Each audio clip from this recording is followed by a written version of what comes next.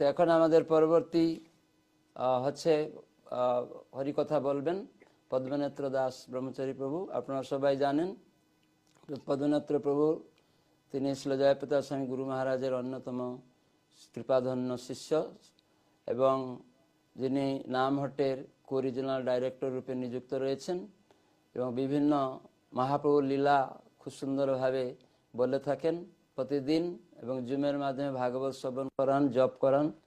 তো আজকে আমরা পদ্মনেত্র প্রভু থেকে শ্রবণ করব যে শ্রবণ এবং কীর্তনের যে গুরুত্ব রয়েছে, যাতে ভক্তরা প্রতিদিন নিত্য ভাগবত সেবা বলা হয়েছে, আমরা শ্রবণ কীর্তন না করার ফলে আমাদের যে জ্ঞানের অভাব হয়, আমরা বুঝতে পারি না এবং পরস্পর ভক্তদের মধ্যে দ্বন্দ্ব আসে, সেগুলি থেকে আমরা মুক্ত হতে পারবো। সেজন্য পদ্মনেত্র প্রভুকে আমি অনুরোধ করছি যে এই শ্রবণ কীর্তনের গুরুত্ব আমাদের সম্বন্ধে বলার জন্য আমাদের কাছে, যাতে ভক্তরা উৎসাহ হয়, যে যারা সবাই যোগদান করেছেন, যে শ্রবণ কীর্তনের প্রতি তারা আগ্রহ বাড়ে এবং ভগবত ভক্তিতে উন্নতি করার চেষ্টা করে। হরে কৃষ্ণ। এখন পদ্মনেত্র প্রভুকে অনুরোধ করেছি বলার জন্য। অনেক ধন্যবাদ মহারাজ। নমঃ বিষ্ণুপদায় কৃষ্ণ পৃষ্ঠায় ভূতলে শ্রীমতে জয় পতাকা স্বামিনীতি নামিনে। নমো আচার্য পদায় নিতাই কৃপা প্রদায়িনে। গৌর কথা ধামদায় নগর গ্রাম তারিণে। নমঃ বিষ্ণুপদায় কৃষ্ণ পৃষ্ঠায় ভূতলে শ্রীমতে ভক্তি বেদান্ত স্বামিনীতি নামিনে। নমস্তে सरस्वती देवे गौरवाणी प्रचारिणे। निर्विशेष शून्यवादी पाश्चात्य देशतारिणे। वंशाकल्पतरुभ्यश्च कृपा सिन्धुभ्येव च पतितानां पावनेभ्यो वैष्णवेभ्यो नमो नमः। जय श्री कृष्ण चैतन्य प्रभु नित्यानंद श्री अद्वैत गदाधर शिवासादि गौर भक्तवृंद। हरे कृष्ण कृष्ण कृष्ण हरे हरे, हरे राम राम राम हरे हरे। हरे कृष्ण। साउंडটা শোনা যাচ্ছে? ঠিক আছে দেবেশ্বর, আমার সাউন্ডটা ঠিক আছে? ঠিক আছে। শুরুতে আমি আমার পরমারাধ্য গুরুদেব ছিল জয় পতাকা স্বামী গুরু মহারাজের চরণে দণ্ডবত প্রণাম নিবেদন করে গুরুদেবের কৃপা আশীর্বাদ করুণা প্রার্থনা করছি। এরপরে আমি আমার পরম গুরুদেব ছিল অভয় চরণারবিন্দ ভক্তি বেদান্ত স্বামী ছিল প্রভুপাদ, তার রাতুল চরণে দণ্ডবত প্রণাম নিবেদন করে তার কৃপা আশীর্বাদ করুণা প্রার্থনা করছি। উপস্থিত ভক্তবৃন্দ, বিশেষ করে পূজ্যপাদ গৌরাঙ্গ প্রেম স্বামী মহারাজ, পূজ্যপাদ ভক্তিবিলাস গৌরচন্দ্র স্বামী মহারাজ, সুমধুর গৌর প্রভু, সবার চরণে দণ্ডবত প্রণাম নিবেদন করছি এবং উপস্থিত যেসব ভক্তবৃন্দ উপস্থিত আছেন মধ্যবঙ্গর বিভিন্ন ডিস্ট্রিক্ট থেকে, সবার চরণে দণ্ডবত প্রণাম নিবেদন করে সবার কৃপা আশীর্বাদ করুণা প্রার্থনা করছি। তাই এখনকার সময় হচ্ছে ডিজিটাল টাইম বলতে হবে। বিভিন্ন মানুষ তারা সোশ্যাল মিডিয়ার মাধ্যমে তারা ভক্তি জগতের বিভিন্ন সেবাতে এটা কাজে লাগাচ্ছে। আজ সেই ব্যবস্থায় আমরা এই জুমের মাধ্যমে আমরা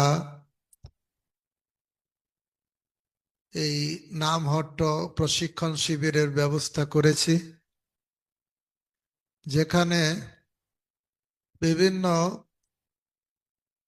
কো ডাইরেক্টর বা বিভিন্ন এলাকার ভক্তবৃন্দ আলাদা আলাদা দিনে উপস্থিত থাকবেন। 5 দিন ধরে হবে। পূজ্যপাদ গৌরাঙ্গ প্রেম স্বামী মহারাজ, গৌরাঙ্গ প্রেম স্বামী মহারাজ তিনি দীক্ষা এবং প্রচার সম্পর্কে বললেন। আমাকে আদেশ করা হয়েছে কিছু শ্রবণ কীর্তনের গুরুত্ব সম্পর্কে বলার জন্য। আমার সাউন্ডটা মনে হয় একটু কম আছে নাকি দেবেশ্বর? একটু কম আছে। হ্যাঁ, আমার মনে হচ্ছে শ্যামানন্দ টন্দ কেউ নেই কাছে, সবাই কোথায় চলে গেছে। মনে হচ্ছে কিছু একটু সমস্যা আছে। ও বলছে আবার সাউন্ড ওকে বলছেন। হরে কৃষ্ণ। কিন্তু একটু আমার দৃষ্টিতে লাগছে সাউন্ডটার লেভেলটা কম উঠছে। তা শ্রবণ কীর্তন গুরুত্ব সম্পর্কে আলোচনা করা হয়েছে। শ্যামানন্দ, হরে কৃষ্ণ, এবার ঠিক আছে। তা সমস্ত বৈদিক শাস্ত্রে, বিশেষ করে শ্রীমদ্ ভাগবতমে শ্রবণের উপর খুব গুরুত্ব আরোপ করা হয়েছে। আমি কয়েকটা জায়গা থেকে আমরা আলোচনার মাধ্যমে আমরা জানার চেষ্টা করব ভক্তি জগতে শ্রবণটা কত গুরুত্বপূর্ণ। কারণ শ্রীমান মহাপ্রভু আজ থেকে প্রায় 500 বছর আগে রূপ গোস্বামীকে যখন শিক্ষা দিচ্ছিলেন ত্রিবেণী সঙ্গমে, সেখানে বলছিলেন মালি হয়ে সেই বীজ করে আরোপণ, শ্রবণ কীর্তন জলে কর এসেছন। আমরা দীক্ষা নিলাম, কিন্তু দীক্ষা নিয়েও কাজ হবে না যদি আমরা শ্রবণ কীর্তন রূপ জল সেচন না করি। কারণ গুরুদেবের কাছে দীক্ষা নেওয়া মানে হচ্ছে গুরুদেবের কাছ থেকে ভক্তিলতার বীজটা পাওয়া। এখন বীজ পেলাম আর রোপণ করলাম না, শুকনো জায়গায় রেখে দিলাম, তাহলে কি হবে? ওই বীজ নেওয়া আর না নেওয়া একই। অর্থাৎ সহজিয়ারা তারা হাতের জল শুদ্ধ করার জন্য একটু দীক্ষা নেয়, আমরাও ভক্তি জগতে সদ্গুরু দেখে ডেকে অনেক কষ্ট করে দীক্ষাটা নিলাম, কিন্তু তারপরে সেই বীজটাকে হৃদয়ে রোপণ করলাম না আর শ্রবণ কীর্তন জল সেচন করলাম না, তাহলে কি সেই বীজটা অঙ্কুরোদ্গম হবে? মহাপ্রভু চৈতন্য চরিতামৃতের মধ্যলীলার 19 অধ্যায়ে রূপ গোস্বামীকে কত সুন্দর বলেছেন, মালি হয়ে সেই বীজ করে আরোপণ, শ্রবণ কীর্তন জলে কর এসেছন। শ্রবণ আর কীর্তন রূপ জল সেচন করলে তাহলে গুরুদেবের দেওয়া যে প্রদত্ত ভক্তিলতার বীজ এ হৃদয়ে অঙ্কুরোদ্গম হবে। এবং অঙ্কুরোদ্গম হয়ে কোথায় কোথায় কোথায় যাবে? একটা গাছে জল দেবেন না, লতায় জল দেবেন না, সে কখনো বাঁচবে? যখন জল দেওয়া হবে তখন উপজিয়া বাড়ে লতা, ব্রহ্মাণ্ড ভেদি যায়, বিরজা ব্রহ্মলোক ভেদি পরব্রহ্মে পায়, তদুপরি যায় গোলক বৃন্দাবন, কৃষ্ণ পাদ কল্প বৃক্ষে করে আরোহণ। এভাবে শ্রবণ কীর্তন জল দিলে ব্রহ্মাণ্ড ভ্রমিতে কোনো ভাগ্যবান জীব গুরু কৃষ্ণ প্রসাদে পায় ভক্তিলতা বীজ। অনেক সৌভাগ্যের ফলে ভক্তিলতা বীজ পেলাম, বীজ পেয়ে হৃদয় রোপণ করলাম না আর শ্রবণ কীর্তন জল দিলাম না, তাহলে সেই বীজ থেকে আমরা কিছু প্রেম ফল আশা করতে পারি না। সেই জন্য মহাপ্রভুর শিক্ষা শ্রবণ কীর্তন জলে করা এসেছেন। শ্রীমদ্ ভাগবতমের প্রথম স্কন্ধেই শ্লোক দিয়েছেন। অনেকে প্রশ্ন করেন আমার ভক্তি বেড়েছে না কমেছে, আমি কি করে বুঝবো প্রভু? আমি তো দীক্ষা নিয়েছি অনেক দিন, আমার ভক্তিটা বাড়লো না কমলো, আমি কি করে বুঝতে পারি? শ্রীমদ্ ভাগবতমের শ্লোকের মাধ্যমে মিটার দেখিয়ে দিয়েছে। আপনার জ্বর কতটা হয়েছে থার্মোমিটার দিয়ে বুঝতে পারবেন। ঠিক সেই রকম ভাগবতমের শ্লোক একটা আছে, যে শ্লোক থেকে বোঝা যায় ভক্তিটা বেড়েছে না কমেছে। সেই শ্লোক সম্পর্কে আচার্যরা বলছে, সেই শ্লোকটা হচ্ছে এই যে ধর্ম সনুষ্ঠিত পুংসং বিষবক্সেন কথা সুজ নোৎপাদয়ে যদি রতিং শ্রম এবহি কেবলম।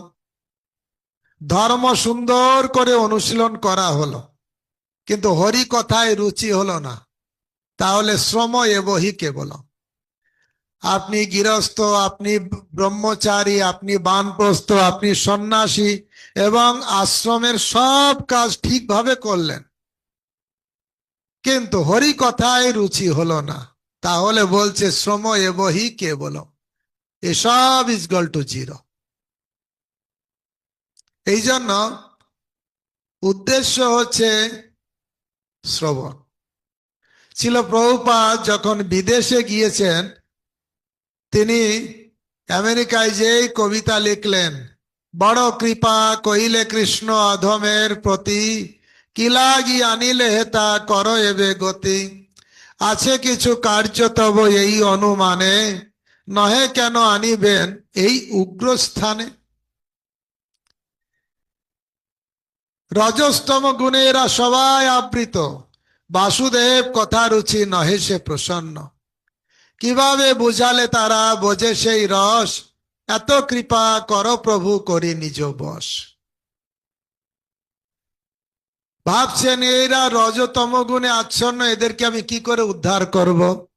তখন ওনার মাথায় বুদ্ধি আসলো, প্রভুপাদের বলছে ভাগবতের কথা সে তব অবতার, ধীর হইয়া শোনে যদি কানে বারবার। ওই যে ভাগবতের কথা আছে, কেউ যদি ভাগবতের কথা ধীর হয়ে শ্রবণ করবে, রজস্তম হইতে পাইবে নিস্তার। রেফারেন্স প্রভুপাদ লিখছেন, নষ্ট প্রায়সু অভদ্রেষু নিত্যং ভাগবত সেবয়া, ভাগবতের উত্তম শ্লোকে ভক্তির ভাবতি নৈষ্ঠিকী। ভিতরের সমস্ত অভদ্র রাশি নষ্ট হবে নিত্যং ভাগবত সেবয়া, ভাগবতের সেবার মাধ্যমে অভদ্র রাশি চলে যাবে। তারপরের শ্লোকটাও কবিতাতে উল্লেখ করেছেন, তদা রজস্তম ভাব কাম লব জয়স্তদে, চেত এতর অনাবৃদ্ধ স্থিত সত্ত্বে প্রসিদ্ধতি। এবং ভিতরে যত রজগুণ তমগুণ সব চলে যাবে, রজস্তম হইতে পাইবে নিস্তার, শুধু ভাগবত শ্রবণের মাধ্যমে। তাই ভক্তগণ, শ্রবণ হচ্ছে, শ্রবণ আর কীর্তন যদি আমরা ভক্তি জগতে না করব, তাহলে ঠিক ভক্তিতে উন্নতি হবে না। ধরুন আপনি ভালো একটা স্কুলে ভর্তি হলেন, তারপরে শিক্ষকরা যে গাইডলাইন দিচ্ছেন সেটা আপনি পালন করলেন না, যে হোম টাস্ক দিচ্ছে সেটা আপনি ফলো করলেন না, আপনার কি হবে? তাড়াতাড়ি স্কুল থেকে টিসি দিয়ে দেবে, গেট আউট ফ্রম হেয়ার বলবে কি বলবে না? অনেক কষ্ট করে ভালো স্কুলে ভর্তি হলেন, কিন্তু নিয়মিত হোম টাস্ক ফলো করলেন না। আমাদের হোম টাস্ক কি? আপনি গুরু মহারাজে ছিল জয় পতাকা স্বামী গুরু মহারাজের প্রতিটা ক্লাসে দেখুন কিভাবে শ্রবণ কীর্তনের গুরুত্ব দিচ্ছেন। বললে সেদিনকে বলছেন, আমি প্ল্যান করে সবাইকে বললাম যে ভক্তি শাস্ত্রী না করলে ব্রাহ্মণ দীক্ষা হবে না, কারণ এমনি পড়তে চায় না, শুনতে চায় না, সেই জন্য আমি ব্রাহ্মণ দীক্ষার জন্য ভক্তি শাস্ত্রীটা চালু করেছি, যাতে ভক্তরা পড়ে। আমার এটাও বলেছেন, আমার একটাই দুঃখ, আমার শিষ্যরা ছিল প্রভুপাদের বই পড়ে না।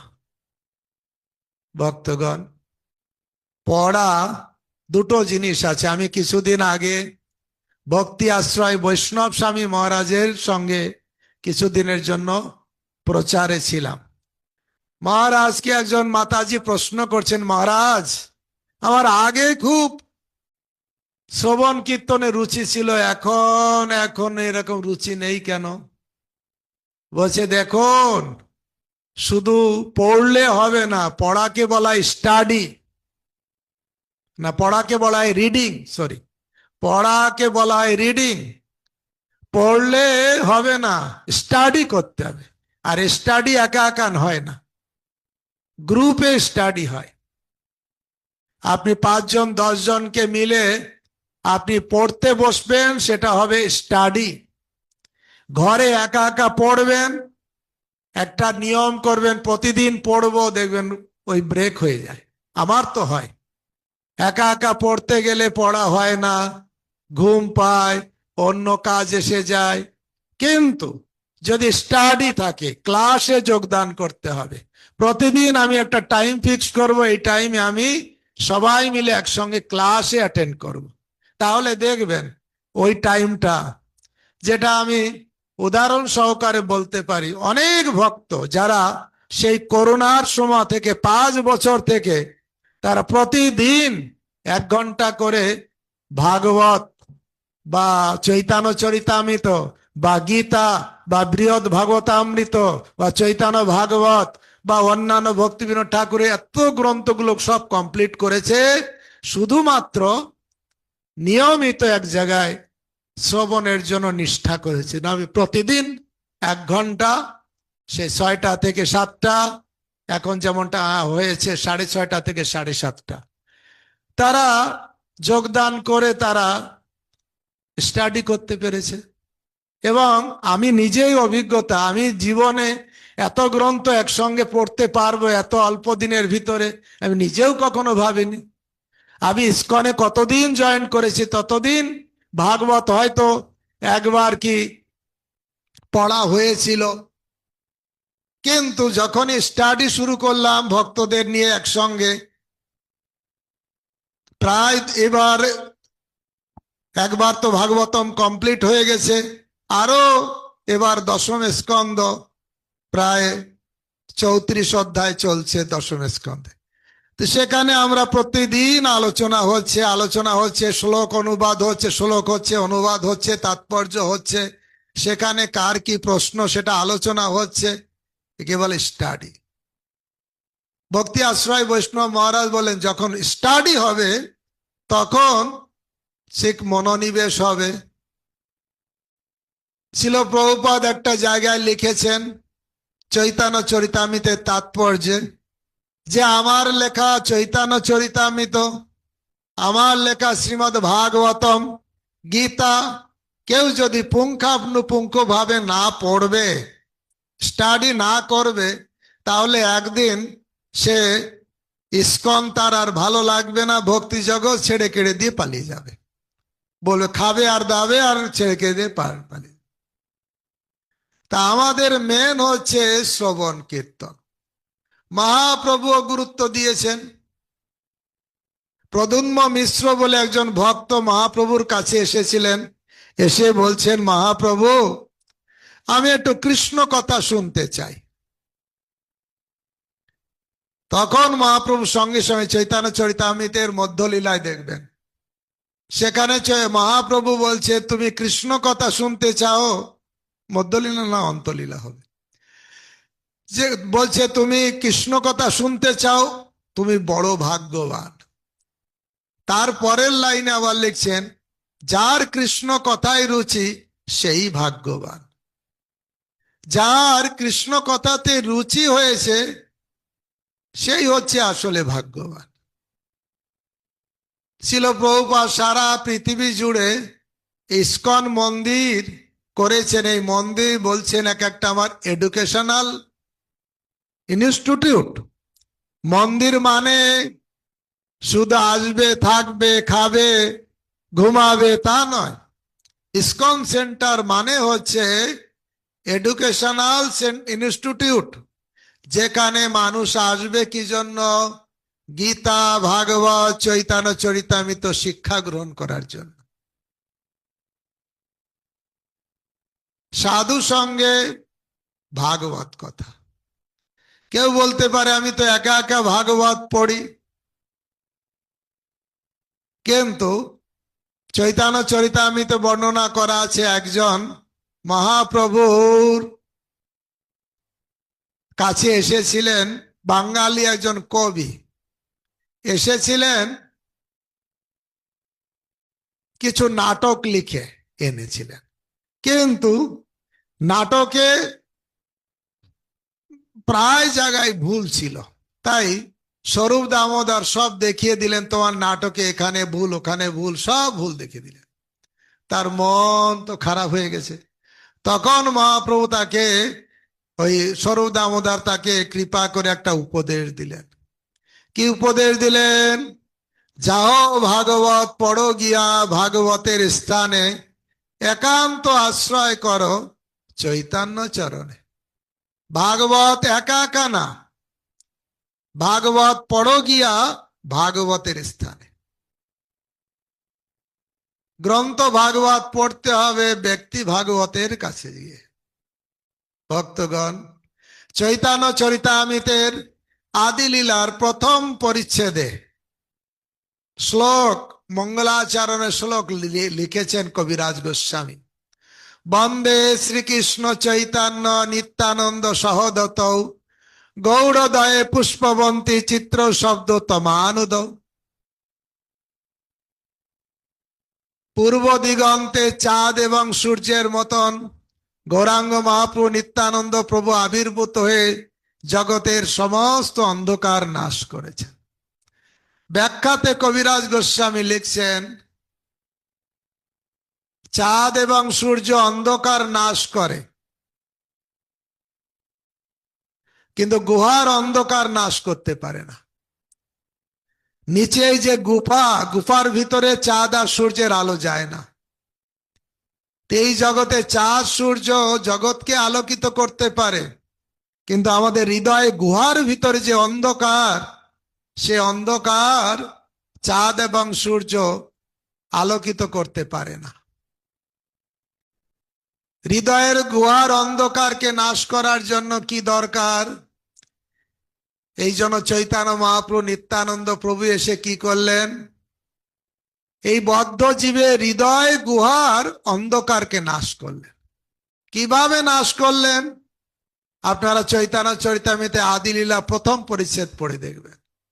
এই শ্লোকের ব্যাখ্যা যেতে যে কবিরাজ গোস্বামী লিখছেন, জগতের মানুষের হৃদয় অন্ধকারকে নাশ করার জন্য তিনি দুই ভাগবত দিলেন। তিনি দুই ভাগবত দিলেন। এক ভাগবত ভাগবত শাস্ত্র, আর ভাগবত ভক্তি রসপাত্র। এক ভাগবত হচ্ছে ভাগবত শাস্ত্র, আর ভাগবত হচ্ছে ভক্তি রসপাত্র। দুই ভাগবত। এটা হচ্ছে গ্রন্থ ভাগবত, আর এক হচ্ছে ব্যক্তি ভাগবত। তো এই দুই ভাগবত মহাপ্রভু জগতে এনে জগতের অন্ধকারকে নাশ করলেন। কি দিয়ে নাশ করলেন? এই দুই ভাগবতকে দিয়ে। এক ভাগবত ভাগবত শাস্ত্র, আর ভাগবত ভক্তি রসপাত্র। আর একটা ভাগবত হচ্ছে ভক্তি ব্যক্তি ভাগবত, আর হচ্ছে গ্রন্থ ভাগবত। দুই ভাগবত। এই ভাগবত সাক্ষাৎ ভগবান সদৃশ। যেমন শুদ্ধ ভক্ত, তার গুণগান করে বলা হয়েছে, কৃষ্ণ ভক্তে কৃষ্ণের গুণ সকলে সঞ্চারে, যশাস্তি ভক্তির ভগবত অকিঞ্চন সর্বই গুণস্তত্র সমাসতে সুরা। যারা শুদ্ধ ভক্ত, তাদের কাছে ভগবানের দিব্য গুণাবলী সব আসে। আবার গ্রন্থ ভাগবত সম্পর্কে কি বলা হয়েছে? আপনারা ভাগবতে প্রথম স্কন্ধ পড়ে দেখবেন, ঋষিদের 6টা প্রশ্ন ছিল। 6টা প্রশ্নের ভিতরে একটা প্রশ্ন ছিল, কৃষ্ণ যখন এই জগৎ থেকে চলে গেলেন, ধর্ম কার আশ্রয় গ্রহণ করল? তার উত্তর দিতে যে সুত গোস্বামী লিখছেন, কৃষ্ণ সদামে উপগতে ধর্ম জ্ঞানাধিবি সহ কলৌ নষ্ট মিষাদিশ পুরাণর্ক ধন উদিত। কৃষ্ণ সদামে উপগতে, কৃষ্ণ সদামে চলে গেছেন ধর্ম জ্ঞানাধিবি সহ। সেই কৃষ্ণই আবার শ্রীমদ্ ভাগবত রূপে জগতে প্রকট হয়েছে। মৎস্য অবতার মাছ, ভগবান মাছ নয়, তিনি মৎস্য রূপ ধারণ করেছেন। কুর্ম অবতার, তিনি ভগবান কুর্ম রূপ ধারণ করেছেন, কুর্ম ভগবান।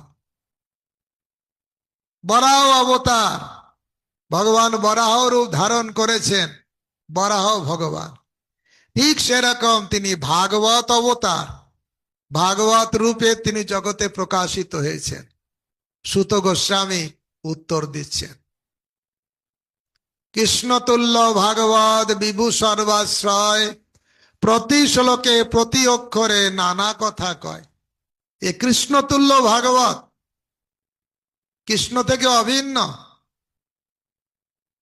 কৃষ্ণতুল্য ভাগবত বিভু সর্বাশ্রয়, প্রতি শ্লোকে প্রতি অক্ষরে নানা কথা কয়।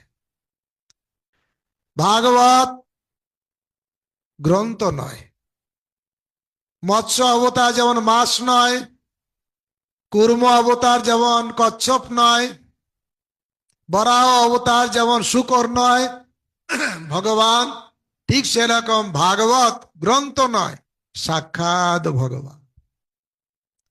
কৃষ্ণ আর শ্রীমদ্ ভাগবত অভিন্ন।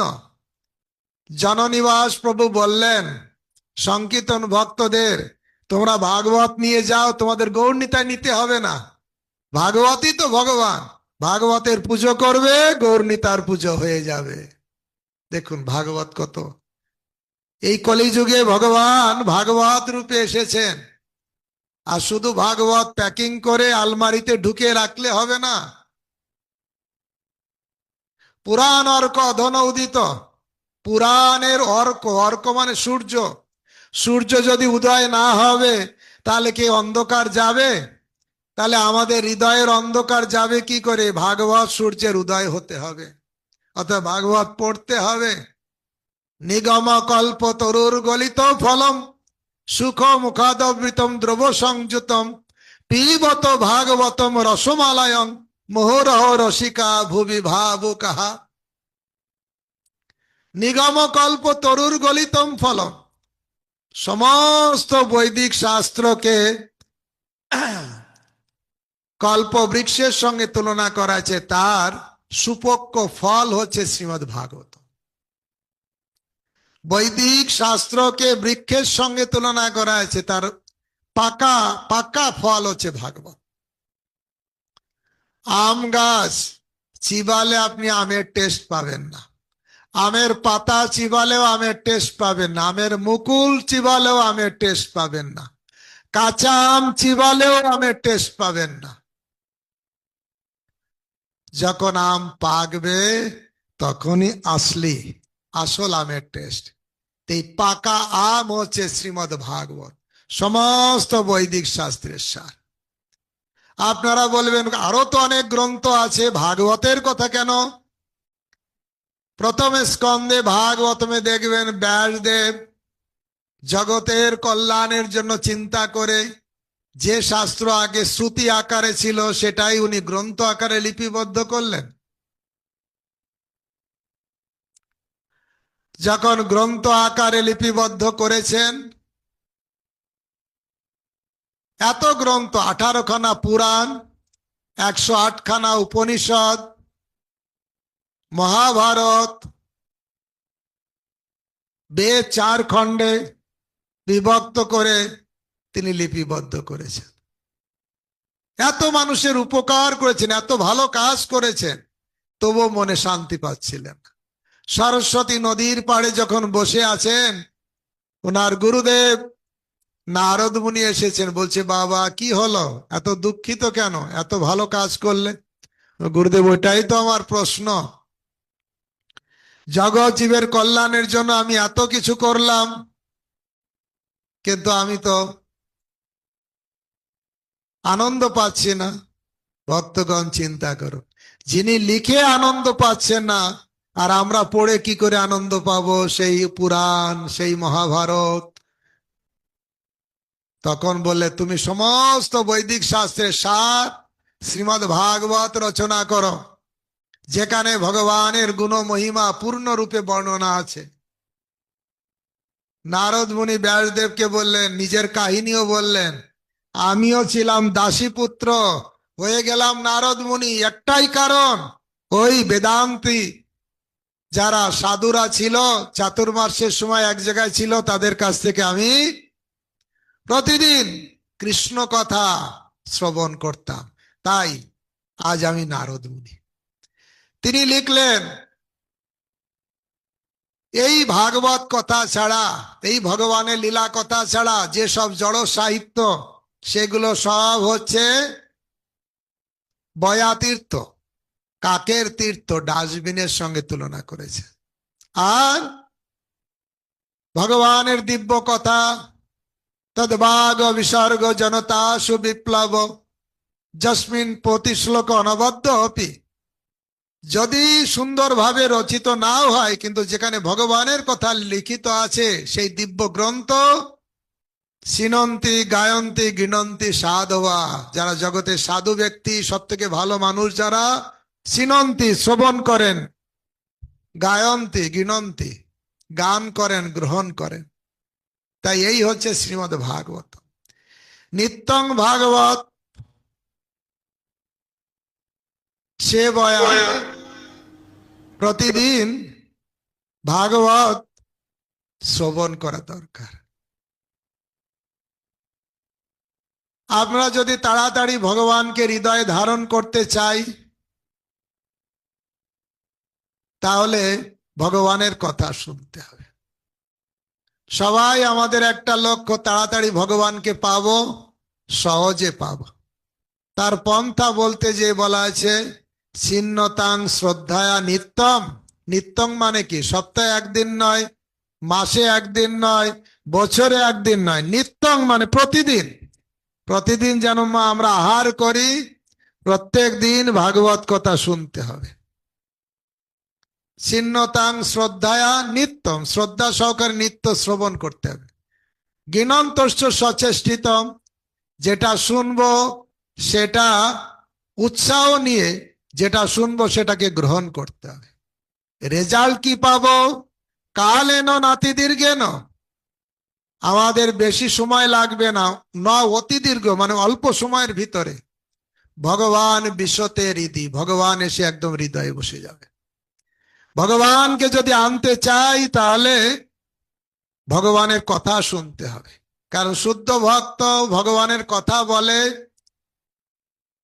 মাথা থেকে না, হৃদয় দিয়ে। দিব্য জ্ঞান হৃদয়ে প্রকাশিত। আর ভগবান কোথায় থাকেন? তোমার হৃদয়ে সদা গোবিন্দ বিশ্রাম। শুদ্ধ ভক্তের হৃদয়ে ভগবান থাকে। আর ভক্ত যখন হরি কথা বলেন, হৃদয় দিয়ে বলেন, আর হৃদয় থেকে ভগবান হরি কথার মাধ্যম দিয়ে বের হয়ে দেখে কে শ্রদ্ধা সহকারে শ্রবণ করছেন, তার কানের ভিতর দিয়ে তার হৃদয়ে প্রবেশ করে।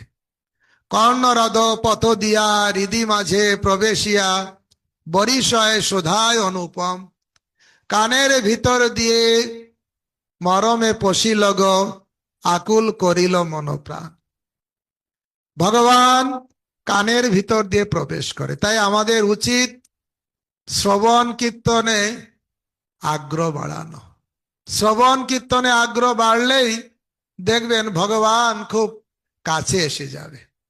হৃদয়ের শুদ্ধিতা নিজেই উপলব্ধি করতে পারবেন। আমি দেখেছি এই যারা এই ট্রেনিং ক্যাম্পে আছেন, অনেক ভক্তরা আছেন যারা প্রতিদিন সকালে জুম ক্লাসে অ্যাটেন্ড করেন। আপনারা যদি চান, এই একই আইডিতে আপনারা 6:30 থেকে 7:30 প্রতিদিন ভাগবত ভক্ত সঙ্গে শ্রবণ করার সুযোগ লাভ করতে পারেন। কারণ এটা আমাদের নিত্য একটা আধ্যাত্মিক জগৎকে উন্নতি করার একটা বিরাট মার্গ। এটা শুধু গুরু মহারাজ সেই জন্য এই জুম আইডি আমার মাত্র 100 ছিল, প্রথমে 300 দিয়েছেন, এবার দিয়েছেন 1000 ভক্ত একসঙ্গে এই জুম ক্লাসে অ্যাটেন্ড করতে পারে।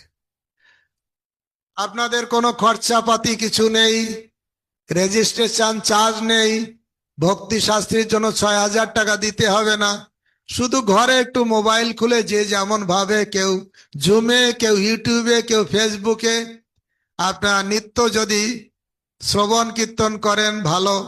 আর এই জুম আইডিতে বিভিন্ন সময় ভক্তিবিলাস গৌরচন্দ্র স্বামী মহারাজ, গৌরাঙ্গ প্রেম স্বামী মহারাজ, ভক্তি পুরুষোত্তম স্বামী মহারাজ, নাড়ুগোপাল প্রভু, ভক্তিসার গোবিন্দানন্দ মহারাজ, আর কিছুদিন আগেও এসেছিলেন। এরকম অনেক মহারাজরাও আসেন বিভিন্ন সময়, তাদের হরি কথা বলেন।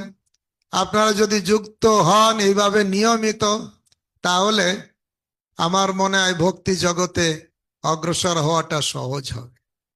কারণ শাস্ত্র অধ্যয়ন শ্রবণ না করলে ভক্তি জগতের ভিতরে প্রবেশ করা যায় না। প্রভুপাদ অনেক জায়গায় বলেছেন, একটা মধুর বোতল আছে, বাইরে দিয়ে চাটলে একরকম টেস্ট, আর সিপি খুলে ভিতর থেকে খেলে একরকম টেস্ট। তা শুধু দীক্ষা নেব, শ্রবণ কীর্তন করব না, সেটা হচ্ছে বাইরে চাটার মতন। কিন্তু যারা শ্রবণ কীর্তন করবে, তারা মধুর বোতল খুলে ভিতর থেকে খাওয়ার মতন টেস্ট। আর গুরু মহারাজ বারবার সবাইকে উৎসাহিত করেন শ্রবণ কীর্তন করার জন্য। তা আপনারা জেলা প্রচারকের কাছ থেকেও আপনারা এই যে আইডি আপনারা পেয়েছেন, এই একই আইডিতে আপনারা যোগদান করতে পারেন। তা আমার মনে হয় সময় আমার শেষ হয়েছে, আমি এখানে রাখবো। আমি চাই যে আপনারা যে যেখানে আছেন শ্রবণ কীর্তন বেশি করে করুন, তাহলে ভক্তি জগতে আমরা যা কিছু শ্রবণ যা কিছু করি না কেন, যদি নিজের পিলারটা ঠিক না থাকবে, তাহলে ঝড় আসলেই পড়ে যাব। আমি বিরাট বড় মালা সেনাপতি, চক্র সেনাপতি, অমুক অনেক অনেক মালা সেনাপতিগণ প্রতিদিন এখানে, আমরা নদিয়া থেকে আমাদের সর্বদেব গোপাল প্রভু মহাচক্রপতি না মালা সেনাপতি, উনি উপস্থিত থাকেন। তারপরে বাঁকুড়া অদ্বৈত করুণাময় প্রভু, অন্যান্য অনেক ভক্ত, সবার নাম এই মুহূর্তে মনে নেই। এছাড়া আমি অনেককেই দেখতে পাচ্ছি যারা নিয়মিত অনুষ্ঠানে যোগদান করেন। আপনারা যারা চান নিয়মিত ভাগবত, কারণ কি এখন বৈষ্ণবদের ডেকে ঘরে আনবেন, সেই মাসে একবার পাবেন কি পাবেন না, কিন্তু প্রতিদিন ঘরে বসে একটু চেষ্টা করলেই বিনা খরচায় আপনারা শ্রবণ কীর্তনের সুযোগ লাভ করতে পারেন। হরে কৃষ্ণ। বলছিলাম যে একজন প্রচারকের ক্ষেত্রে মানে কি গুণ থাকলে সে প্রচারে আর ডেভেলপ করতে পারবে বা সুন্দরভাবে প্রচার সেটা করতে ভক্তি বিনোদ পারবে? ঠাকুর নামহট্ট পরিচয় লিখেছেন, শুধু বাগ্গীতা থাকলে, শুধু লেকচার দিতে জানলেই প্রচারক হওয়া যায় না, শুদ্ধতা দরকার। আর আমাদের জীবনে শুদ্ধতা আছে ভালো শ্রবণ কীর্তন থেকে, হৃদয় পরিষ্কার হয়। সেই জন্য ভক্তি বিনোদ ঠাকুর লিখেছেন, শুধু বাগ্গীতা থাকলে, শুধু লেকচার কিছু শ্লোক মুখস্থ করে নিলাম আর লেকচার দিলাম, তাতেই প্রচারক হওয়া যায় না। আচার আগে, প্রচার করতে গেলে নিজে আগে আচরণ করতে হবে। আচার করেন কেহ না করেন প্রচার, প্রচার করেন কেহ না করেন আচার। আচার প্রচার নামের করো দুই কার্য, তুমি জগতের গুরু, তুমি জগতের আর্য। দুটো কাজ তাকে সমানভাবে করতে হবে। আমরা মহারাজের কাছ থেকে আর একটু শুনবো, জাস্ট লাস্ট প্রশ্ন। মঙ্গল কৃষ্ণ, বলুন। হরে হরে কৃষ্ণ, দণ্ডবত প্রণাম। আমার দুটো প্রশ্ন আছে। নষ্টপ্রায়স্য অভদ্রেস্য নিত্যম ভাগবত সেবয়া, নিত্য ভাগবত শ্রবণ কীর্তন করলে অভদ্র নষ্ট হবে এবং প্রায় নষ্ট হবে। অভদ্র কি? আচ্ছা, এটা প্রায় নষ্ট হবে কেন? সব নষ্ট কেন হবে না? অভদ্র হচ্ছে আমাদের কি বলে, অভদ্র হচ্ছে আমাদের কলুষতা, কাম, ক্রোধ, এগুলো অভদ্র। আর প্রায় কেন বলেছেন? আপনি বৈষ্ণবের কাছে গেলেন, শুধু শুনলেন, কিন্তু বৈষ্ণবের চরণে শরণাগত হলেন না, সেই জন্য প্রায়টা রেখেছে। যখন শরণাগত হবেন তখন ফুল মাত্রায় যাবে। এটা বৈষ্ণব আচার্যরা ব্যাখ্যা করেছেন।